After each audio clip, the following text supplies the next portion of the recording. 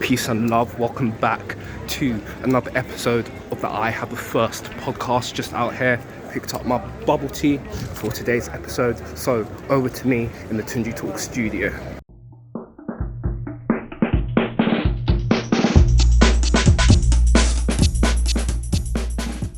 I'm back in the tunjitalks studio, and before I get into the bubble tea, I've got some breaking news.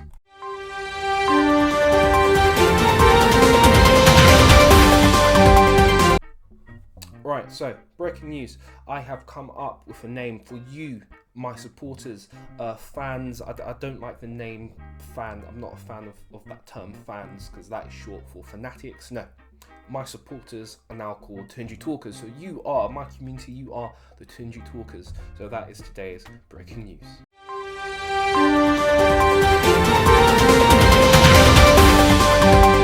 This is I Have a First. What is I Have a First? That's when, I get a drink and you have a drink as well, and we chop it up and we discuss the most pressing issues of the day. And if you have not got yourself a drink just yet, pause the video now and go and get yourself a drink. So pause it and welcome back. I hope you're sitting comfortable. Hope you have your drink.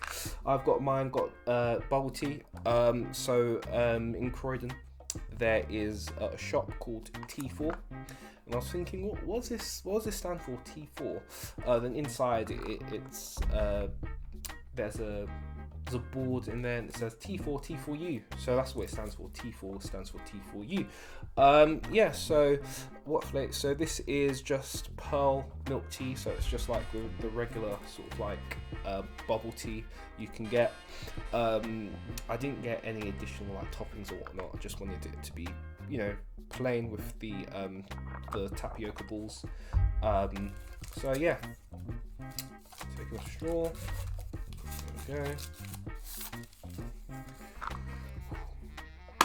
Hold on. Oh, there we are. Cheers. Spilled a bit. That's quite nice. So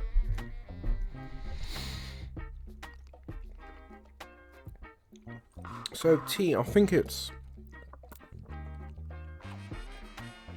like Earl Grey. Earl Grey, it has quite a tender, delicate taste. Not bad.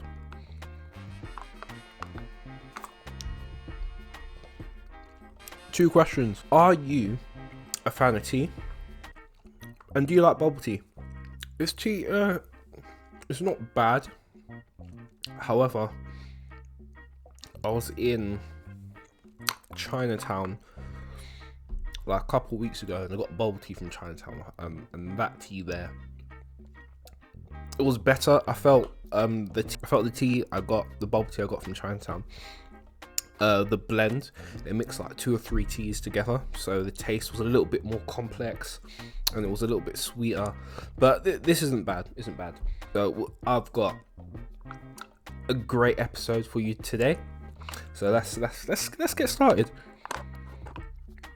So, if you are a fan of like movies and TV and streaming services and all that good stuff, you may be aware that Amazon Prime brought MGM, and MGM is responsible for James Bond and whatnot.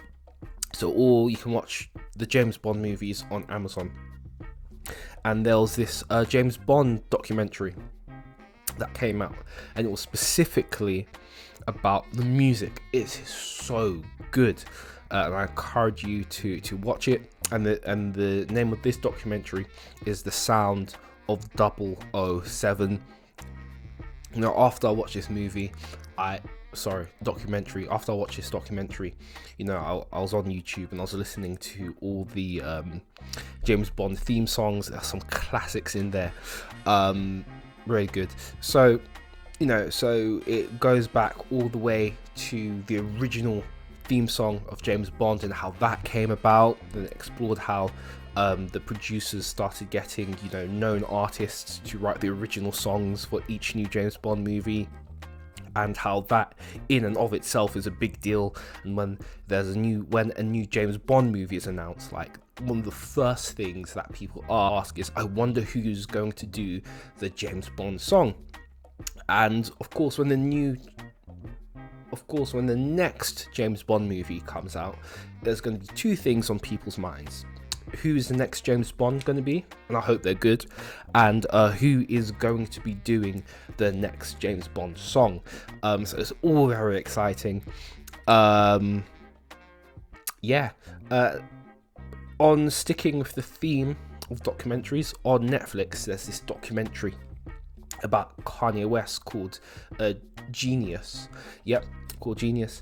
And, you know, I won't go too in depth into it, but there are a few key takeaways. So okay, let me just set the scene for you quickly.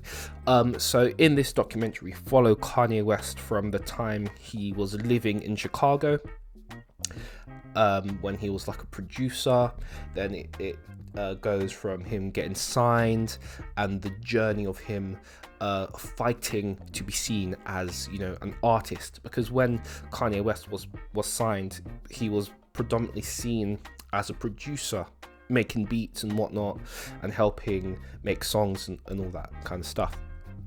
But Kanye, from the time he was young, had always wanted to be a rapper, and there's like classic like family footage of Kanye at family parties and whatnot rapping. There's footage of him with his mum and whatnot. It really is like a beautiful documentary, but there are some key takeaways. So perseverance. There's a clip in there where Kanye made a song. Then he went to I believe it was Def Jam or Rockefeller. No, it was Rockefeller.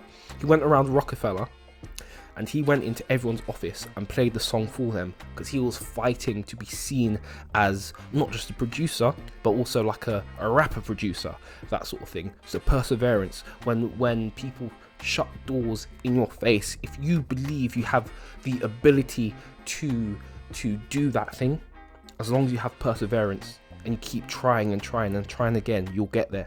So one of the key takeaways is perseverance. Networking.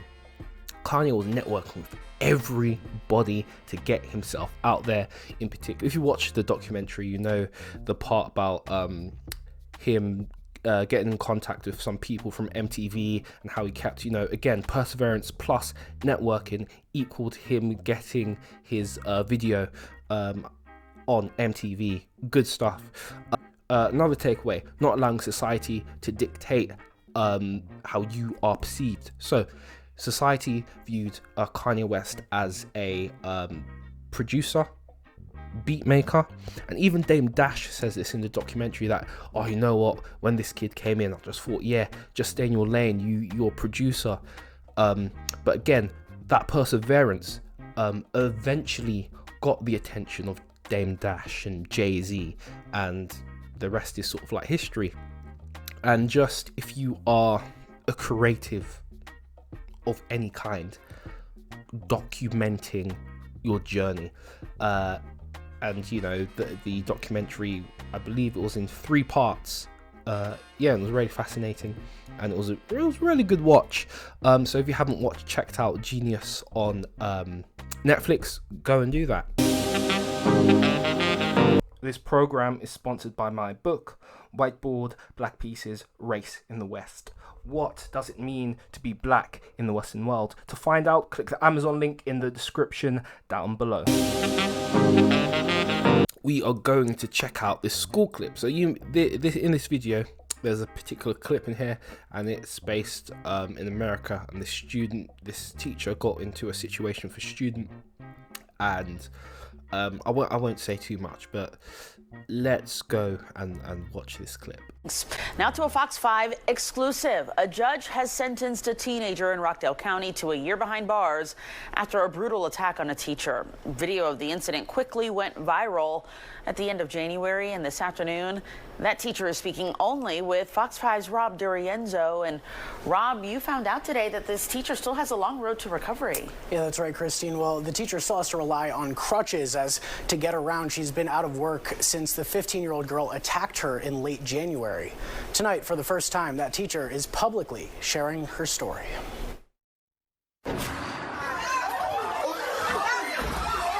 Jaw-dropping video filmed by students at Heritage High School shows the seconds that changed Tawana Turner's life and nearly ended her 27-year teaching career. I was in the hospital 6 days, and the numbness was there all 6 days. Other teachers had to rip the 15-year-old girl off of her. Have you seen the video? Yeah. What was that like watching that? I was amazed at how I held off. I just couldn't believe that I was able to hold myself off like that, and not react. Turner says God spoke to her in those moments. After the adrenaline subsided, the pain hit me, and I was like, my leg, I can't move my leg. The Rockdale County District Attorney's Office tells Fox 5 that the 15-year-old girl pleaded guilty to aggravated battery against a teacher, which is a felony.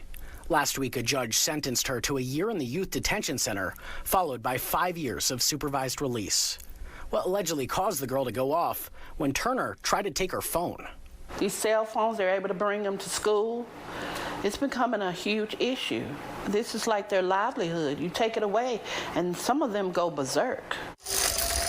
Turner says she's still in physical therapy and can't even drive. She says worse than the physical pain, the emotional pain of sitting home away from her students.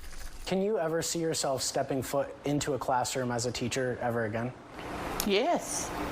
That situation was an isolated situation. She says after the video went viral, people from around the world reached out to her to express their support. People who don't know me have reached out to me, have helped me, are praying for me, supporting. That kind of treatment, that holds you up when you fall. You got angels on your side. I'm telling you, I don't take any of it for granted. Now, Turner tells me if she could go back to teaching tomorrow, she would. And it's unfortunate that this teacher got into this situation and that she got injured and she's had to take time off work. But my heart is warm because she wants to go back. Because the children need her. So I'm glad that this situation has not, diminished her fire to teach and instill knowledge in young people in her community. So there are a number of things to talk about here. So I think, first of all, when we are sending our young people to school, let's make it clear. Let's just make this clear that young people, I understand you need your phones to be in contact with your parents and whatnot. Good. However, when you come into school, I think it's best if you turn off your phone. Then if you need to contact your parent in an emergency, then you can turn it on. But for the most part, turn it off at the start of the day, turn it on at the end of the day. I think in this situation, if this student had done that, this whole thing wouldn't have happened. Then let's talk about phones, in that children don't necessarily need like smartphones. Get them like a brick phone, not a Nokia. I mean, at the end of the day, what do they really need to do on their phones? They need to get in contact with their parents and maybe text their parent. Like, that's it. Because with smartphones, what's now happening is the social media thing, then there's online bullying, and all this stuff. Then children are finding things on social media that they don't need to find, and it just becomes a whole thing. If you just it'll be better to get your child like a brick phone, simple Nokia, something along those lines. You can cut out all that social media and all the effects of that. I've been reading articles recently about parents are getting calls from school saying that their children are tired. Why? Because they spent all night on TikTok. So again, maybe if you want your child to have a smartphone, yeah, cool, but maybe let them use it on the weekends or like the holidays and whatnot. And in terms of that situation escalating, I think as a community, we need to teach our children how to meditate.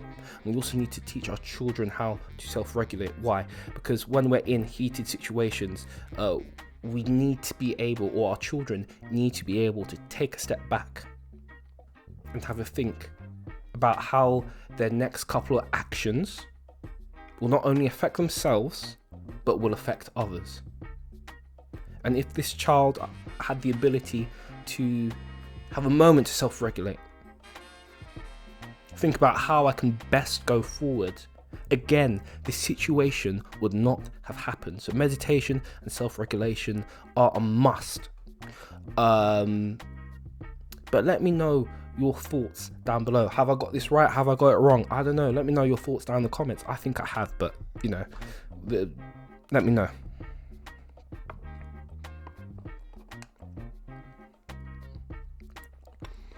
So let's stay on the topic of school. So if you are a parent, you're going to find this next segment really fascinating. So most parents believe that they have the biggest influence on their child. And I don't blame you for thinking you do. But what if I told you that you're wrong? Let's take a look at this clip.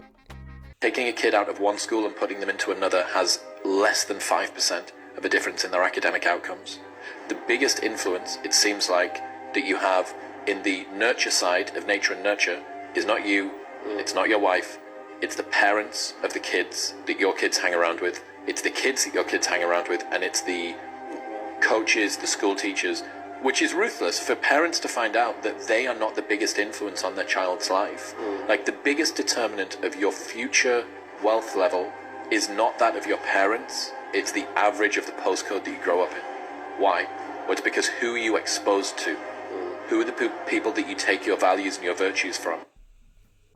So, as a parent, I think one of the best things you can do is give your child the ability to recognize who will add value to their life and who will be a liability. Unfortunately, not everyone is equal in terms of the ethics and morals they have. So to find out more about the kinds of people your loved one should be associated with, check out my free ebook, We Keep It Moving, Follow Your Dreams, Volume 1. You can get that by clicking the link down below in the comments to get your free copy. AI, artificial intelligence. So for the last, like 6 months, you cannot come across a news article or a news website or social media without hearing about AI and its potential benefits or its pitfalls. But right, so in this clip, you've got Elon Musk talking about the dangers of AI. Regulations are really only put into effect after something terrible has happened. That's correct. If that's the case for AI, and we're only putting regulations after something terrible has happened, it may be too late to actually put the regulations in place. The AI may be in control at that point. You think that's real? It is conceivable that AI could take control and reach a point where you couldn't turn it off and it would be making the decisions for people. Yeah, absolutely. Absolutely. No, that's definitely where things are headed, for sure. The things like say ChatGPT, which is based on GPT-4 from OpenAI, which is a company that I played a critical role in creating, unfortunately. Back when it was a nonprofit? Yes. The reason OpenAI exists at all is that Larry Page and I used to be close friends, and I would stay at his house in Palo Alto, and I would talk to him late into the night about AI safety. And at least my perception was that Larry was not taking AI safety seriously enough. What did he say about it? He really seemed to be wants sort of digital superintelligence, basically digital God, if you will, as soon as possible. He wanted that? Yes. He's made many public statements over the years that the whole goal of Google is what's called AGI, artificial general intelligence, or artificial superintelligence. And I agree with him that there's great potential for good, but there's also potential for bad. I said, well, what about, we're going to make sure humanity's okay here.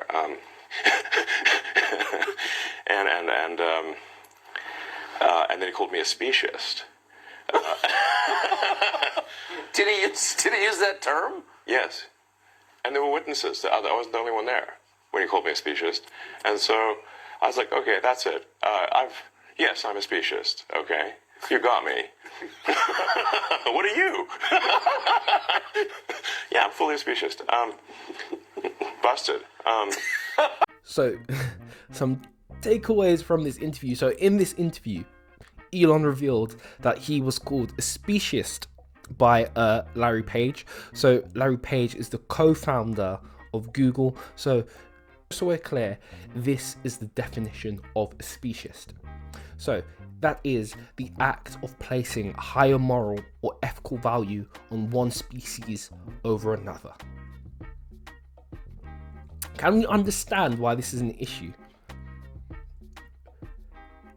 Elon Musk being called a speciesist means that, a lot of people in the Silicon Valley space view AI as a species, and for any of my biologists out there, usually if something's a species, that means it's organic, it's like a living thing. So where are we going with AI? That's just the question I have. Where are we going with AI if we're accusing people of being speciesists? It's just a thought, like let me know down in the comments. Right, so since this interview came out, Elon Musk has since founded his own AI company, ironic, aiming to push for more ethical AI. Is that even possible? I don't know. Again, let me know down in the comments. So Elon Musk has launched his own AI as opposed to the open AI, which is available to all of us at the minute. Elon revealed with this open AI, the goal is, or the aim is, to make an AI god or an artificial super intelligence.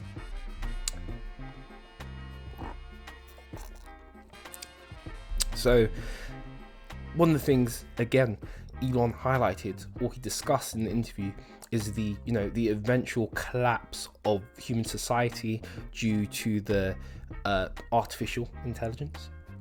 And I'm sure most of you are thinking, when you hear this, Terminator, Skynet, society being enslaved and all of that stuff.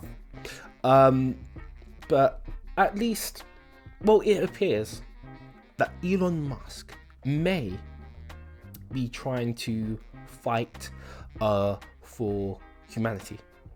But we'll have to wait and see. And as they say, the proof is in the pudding. So when Elon officially launches his AI and it becomes available to the public, I'll give it a go. I'll try it out and I'll see how it differs from like ChatGPT, for instance.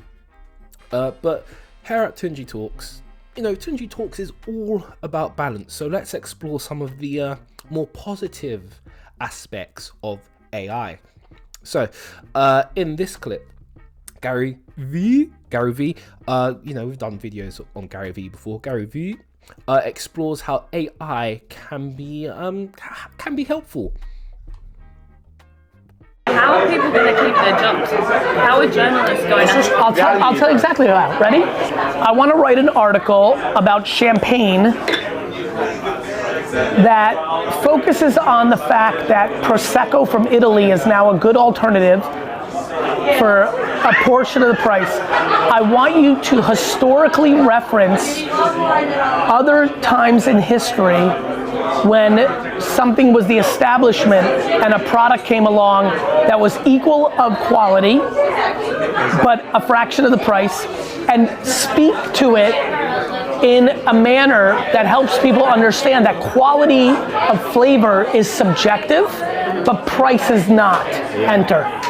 So what is the prompting? I just wrote a very good article for the London Times about Prosecco and champagne. Something will be outputted, and then I'm going to read it, and I'm going to add 10 more sentences and edit 6 more sentences. So the creativity of the writer and the ability of the editor becomes a new form of a human being. I just literally talked out to you. Gary's AI. So, I love this clip because Gary V is highlighting that we can actually collaborate with AI. So we can input ideas into AI, and so for instance, I'll put in some data. And when we put in that data, we may get like a rough outline for an article, for example, or the AI might give us like a rough draft of a potential article. Then with our own knowledge, we can then flesh out the outline, or we can then change the article, or we may look at that outline and we may look at that rough draft of an article and we may be like, actually no, this isn't what I want, and that will then spark an idea for something else. So there's collaboration there. So since this video has come out, I've actually played around with AI myself. So I have used ChatGPT via the Bing. If you use Bing, there's now like an AI sort of like assistant, and that's via ChatGPT. And also Google has brought out their own AI called Google Bard, and it's pretty cool. I found I actually found Google Bard more effective than the Bing's AI, and I got them to do the same task, and I found that when I used Google Bard, that AI was much better than Bing's. But I'll keep trying, and maybe as time goes on, Bing might become better than Google Bard. But again, proof's in the pudding. Let's just give it time, and we'll see how far the AI comes. Have you used ChatGPT or the Bing AI or Google Bard? Let me know your thoughts down in the comments. And are you for AI or are you against AI? Let me know. So this next topic is really exciting. So podcasting. Everyone seems to be into podcasting, and I came across this individual on, I think it was TikTok, or maybe it was Twitter. And this individual, his name is Jack Butcher. Who is he, I hear you say? Well, he is a writer, and he is a creative brand director. So he works with big brands, big brands. So Jack was crunching the numbers on podcasts, and this is what he had to say. 90% of podcasts don't get past episode 3. That's 1.8 million who quit. Of the 200,000 left, 90% will quit after 20 episodes. That's another 180,000 gone. To be in the top 1% of podcasts in the world, you only need to publish 21 episodes. Can we just deep that for a second? So I am here to announce, I'm proudly here to announce that the TunjiTalks podcast is in the top 1% of podcasts in the world. Why? Because I just keep coming back, because I'm happy to talk about issues that I'm passionate about, and I know that you, the audience, the Tunji talkers, you are happy to hear my take on things. And it's not just me. There are people comment down below, and when you comment, it makes it more of a collaborative experience, and I include you. And the Tunji Talks podcast, it is a global phenomena. I've done my global breakdown both solely on the podcast page, and I've also done my global breakdown on YouTube, so I know this Tunji Talks is a global phenomenon. But it is clear that a lot of people give up on podcasting because why? Let's just talk about this for a second. So like a lot of people put out, let's say in the example, put out 3 podcasts, and because that podcast has not gone viral, they're like, oh, you know what, I don't want to do this anymore. And for me, this is not the case. Most people get started in podcasting, and maybe they might start podcasting to start like a gossip sort of thing. Then they find out that the gossip doesn't have legs. But if you make a podcast about something you are passionate about, people can see that you're passionate about it, and if you are interested in it, then it can never really get boring for you. Like, for instance, if you make a podcast about Crystal Palace Football Club and you love Crystal Palace Football Club, there's so much you can talk about. You can talk about the history of Crystal Palace, you can talk about the players of Crystal Palace, you can talk about the coaching philosophy at Crystal Palace, and maybe every time a coach gets fired and a new coach comes in, guess what, that's a new podcast, because there's going to be a new sort of philosophy. Oh, guess what, Crystal Palace has an academy. You can talk about the culture that's built up in Crystal Palace Academy. Oh, Selhurst Park, the home of Crystal Palace, you can talk about Selhurst Park and the history of Selhurst Park. Maybe you might talk about what Crystal Palace does in the off season to keep revenue coming in. So can you see where I'm going with this? When you build a podcast on something you're passionate about, like, there's always going to be some way or some angle for you to make a podcast about. So, and I guess there's, again, going back to what we were talking about earlier on in the podcast about Kanye West having perseverance. If you don't have perseverance, you're not going to make it past 3, as our good friend Jack Butcher mentioned. And again, maybe it's a thing of, like, you're trying to churn out podcasts quickly, but if you can only make a podcast like once every 2 weeks, then go with making a podcast once every 2 weeks. It's not a competition. There's space for everyone in the podcast realm. But, you know, it comes down to everyone's mentality, and are you in this for the long haul? That's the big question. Are you in this for the long haul? Because if not, you're going to get washed out.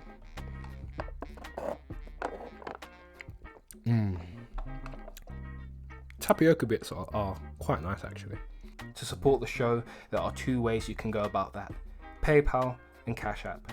Cash App, # tunjitalks, that's # tunjitalks, that's # tunjitalks, or PayPal, paypal.me/tunjitalks, that's paypal.me/tunjitalks, that's paypal.me/tunjitalks. What are your thoughts on these, like, paper straws? Like, this one's quite thick, so it's not bad, but I know I've been around people who have, like, paper straws, and if their straw is in the drink for too long, then the bottom of the straw sort of, like, collapses on itself, and they can't use the straw anymore.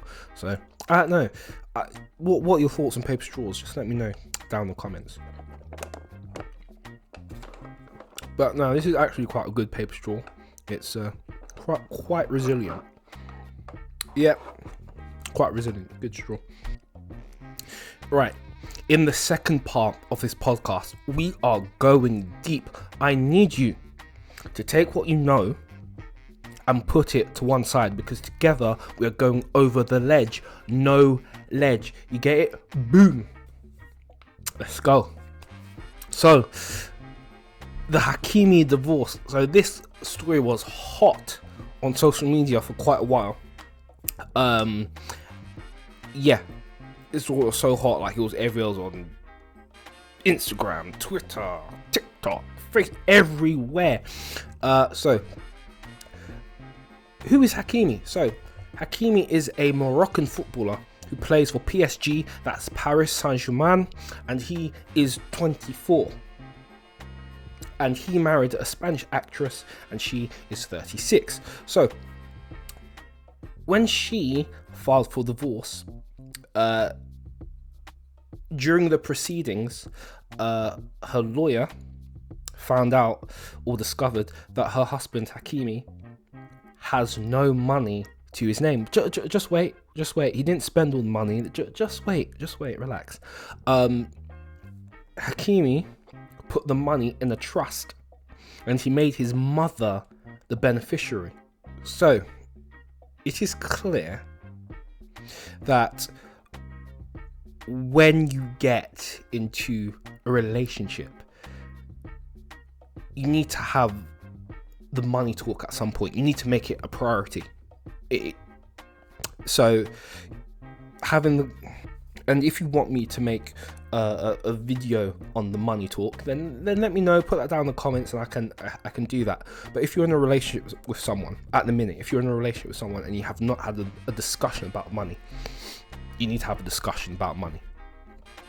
Because regardless of the divorce or not, I feel, but if you're in a relationship with someone, both parties should have an understanding of how the finances work.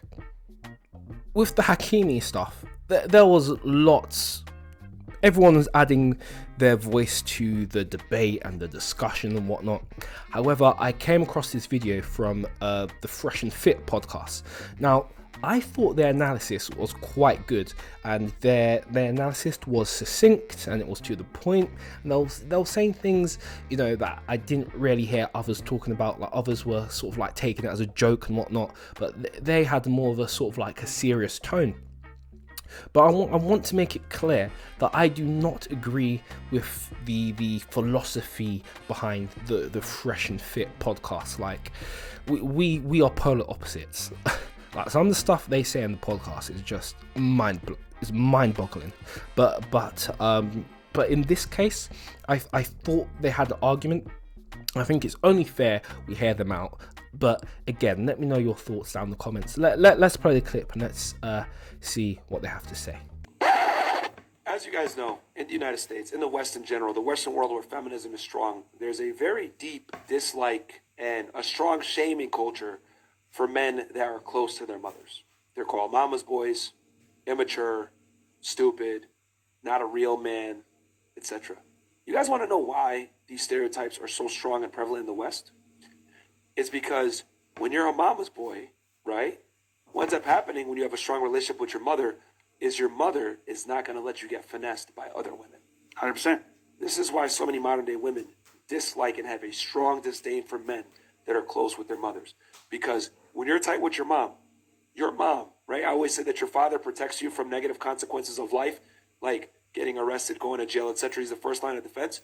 Your mom, she's a good mother, is a good first line of defense for you as a man, your heart. Okay? What I mean by that is women understand each other. Okay? Girls can walk into a room, size up the room, figure out what all the girls are about, figure out the bullshit, etc. They're able to see past it. Okay? If you have a good mom by your side, she's going to naturally make you red pill aware to a degree. I tell you guys all the time, whenever women get mad at me, oh, you're a misogynist. Who hurt you? Who taught you this shit? You're like, dude, your mom must be ashamed of you. And I'm like, oh, really? Little do they know, it's my mom that warned me about you fucking hoes. But now, here's my theory on what I think happened. And just so you guys know, in Middle Eastern culture, right? Middle Eastern culture, in the Islamic faith in general, it's fairly taboo to marry a woman older than you. All right? It's looked down upon. It's not really, you know, it's regardless of what country you come from, Sudan, Morocco, Egypt, anywhere in the Middle East, it's not common for you to marry a woman older than you, especially if you have money and status. So this is what I think happened more than likely. His mom saw that he was marrying an older woman, sized her up, met her a few times, like, this bitch is a sharmuta. I'm good. Nah. You're going to put everything under my name. I don't think this woman has good intentions, etc. I love you. I'm going to let you marry her and do what you want. But to be safe, put everything under my name. I guarantee it was his mother's plan. Guarantee. Because him to be 24, to have that kind of foresight and that wisdom, to be sexually inexperienced, to make a dumb decision like marrying an older woman like that, I guarantee, like, that doesn't make sense for him to also put everything under his mom's name. Does that make sense? Like, the stupidity of marrying an older woman, a woman like that, does not coincide with the intelligence of putting everything under your mother's name. So I guarantee his mother had some play in saying, yo, you're going to put everything under my name because I don't trust this chick. I don't like this chick. I think she's trying to marry you for ulterior motives. And what we're going to do is we're going to protect your assets. To add to your point, though, I would say also as well, in that sense, that woman had experience that most women don't have. So at that age, she knew all about what to do if things didn't work out, if she wanted to leave. She had an exit strategy pretty much. Yeah. So she was smarter than him. So his mom saved his life. Saw it coming. Yeah. His mom, I guarantee you, bro, she saw it coming. Because like I said before, the biggest red flag, right? And it's crazy. Like I want you... Guys, everywhere else in the world, okay, marrying older women is unacceptable behavior. It's like women older than you is considered stupid. All right, only in the United States is that like a thing that's like cool and acceptable, like, or in the West in general. Like anywhere else in the world, if you're like a guy, especially if you're successful and you marry a chick older than you, they're like, what the fuck are you doing? Are you stupid? So I guarantee you, at that point, him marrying an older chick, his mom was like, whoop, later on, met the girl, didn't like her. All right, we're putting everything under my name. Fuck that shit. But moms do know. Like, yo, Muslim mothers are based. Like, they fucking understand this shit. Like, they're like, nah, bitch, you ain't gonna take my son's money. Like, fuck that. And also, whenever you marry someone like that, they're part of your family, inner circle. Exactly. So that's huge. His mom saw the writing on the wall, bro. There are a couple of takeaways from this video. So, first of all, your family, they love you and they have your best interests at heart. In this case, you know, Hakimi's mum had Hakimi's best interests at heart. You need to listen to your elders, because let's just be frank, your elders have this thing and it's called life experience. That's what it's called. Yeah, so you need to sit down, you need to listen to your elders. And of course, once you listen to the advice your elders give you, then take a moment to digest it and let it sink in. Then you enact that advice in the best way possible. And final point, the most important point, is don't be afraid to have a good relationship with your parents, regardless of what the media is pushing. Because let's be clear, if Hakimi had a bad relationship with his mum, let's be very clear, would be making fun of Hakimi. Well, not me, but like social media, because making fun of people, like it's unbecoming, it's unneeded. As I'm getting to like the bottom of the tea, like more flavors coming out. I think the tapioca balls have added like a bit of flavor as well. But again, they're so chewy. The tapioca balls, like, they enhance the experience of the tea, because it's like you have to take your time, because you can't just like drink it so quickly. The tapioca balls, you know, you have to take time to chew the balls. Then you enjoy the flavor more because you're kind of like savoring the experience.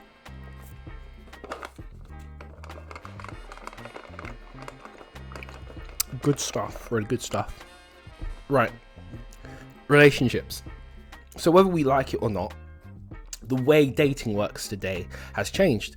And sure, you can meet someone like the old-fashioned way, by, you know, meeting someone in the real world, or you'll most likely meet someone via a dating app. So let's take a look at this clip. What would you say to the average young male, not even black, just a young male who's coming up? Do they invest in a woman that way to get a good woman, or what sort of mindset should they have around meeting someone in this day and age? The problem is again, you don't know what you want. Yeah. You know what you like. Yeah. And what you like is what you scroll, because you tick the like button. And we don't understand subconsciously, every time we like a post and the girl looks in a certain way, we are telling her, this is what I like. Yeah. This is what I like. Right. And then we confuse what we like with what we want. And then we confuse what we want with what we need. Wow. Damn. So for me, my focus is, what do I need? So regardless of the medium or way in which you meet your partner, you should do the following. So you should think about what you need to have in a partner. So let's just, for example, you need water to survive, but you want 7-Up because you hate the taste of water. So I encourage you to do this exercise. So go and sit down. Go and sit down in a quiet place, and you can either think about this or you can write it down. What do you need to have in a partner? What are the 5 things that you need to have in a partner? And it may take you a while, but you know, that's fine. And once you've done that, just fold that piece of paper up. Or if you haven't written it down and you've thought about it, just have a think about that and lock it in your mind. In the long run, this will save you time, because you will be locked in on the individuals who have the qualities that you need in your ideal partner. But let me know down in the comments if this works for you, or if you've got like a different sort of method. Mixed race relationships.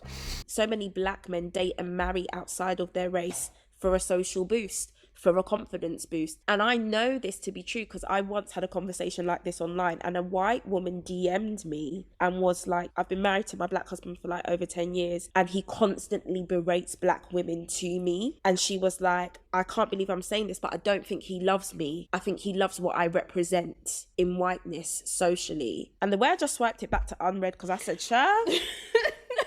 What's so interesting is I'm sure there were times that you were presented with glimmers of that before, but because it never harmed you, you didn't care to pay it any attention. You don't just wake up after 10 years and be like, I think he hates black women. No. You've seen that from early. But because you are the prize, you are the token in this scenario, you were willing to act unaware. That's not for me to unpack, because not only do I not have time for you, I defo don't have time for your man. So there is a lot to unpack from this clip. So in the clip we just watched, the lady is called Candice Brathwaite, and she is a blogger and an author. So I first came across Candice Brathwaite when my mentor gave me Candice Brathwaite's book to read, but that came about because I gave my mentor a copy of my play Whiteboard, Black Pieces, Race in the West. This program is sponsored by my book, Whiteboard, Black Pieces, Race in the West. What does it mean to be black in the Western world? To find out, click the Amazon link in the description down below. So I know for a fact that some of you will feel a certain way because I played the video, but in case you forgot, like I just brought up, I am the writer of Whiteboard, Black Pieces, Race in the West, which explores what it means to be black in the Western world. And part of being black in the Western world is that people engage in mixed race relationships. In the clip, Brathwaite talks about this ideology that is applicable to both black men and black women, and it is this idea that if you marry outside of your race, you will somehow get confidence boost. Some might call this or classify this as an inferiority complex. To understand why someone might think this, we need to understand the context. Some children grow up in families or grow up in a household that denigrates their physical characteristics. So you know, a black child might hear, oh, your nose is too big, or your lips are too big, or look at your nose, look at your lips, why can't your nose be smaller, why can't your lips be thinner, this sort of thing. And you know, again, the families might discriminate, black families might discriminate because their child's skin is too light or their child's skin is too dark. And this is compounded by aunties and uncles and grandparents, etc. Let's be very clear, as a community, we should not be exercising light skin supremacy or dark skin supremacy. And of course, these family members inflicting all this pain on someone is a result, it is all a symptom of colonization. And as a community, we have to come together. We have to understand that our skin, no matter what shade or hue, is beautiful. We have to understand that our hair is wonderful.